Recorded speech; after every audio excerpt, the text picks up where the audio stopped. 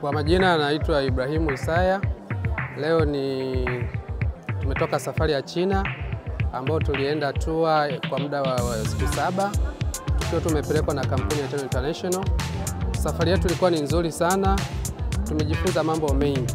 Binafsi nimejifunza mambo mengi, jinsi watu wanavyochapa kazi duniani na jinsi watu wanavyoishi maisha mazuri.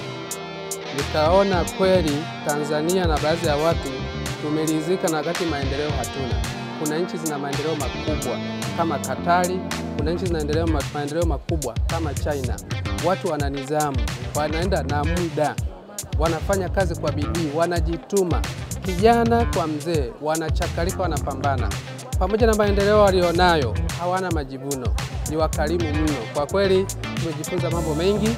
Binafsi safari hii imenijenga upya, nianze kuota ndoto kubwa. Nimegundua ndoto nilizokuwa nazo sio ndoto nikilinganisha na maisha ya watu wanavyoishi. Watu wanaishi duniani, watu wana maisha mazuri, bado wanapambana. Kwa kusema ukweli, safari hii imenijenga upya, naanza upya kwa msuli mpya. Niwakaribishe tu Watanzania wote, tafuta Eternal International popote ilipo.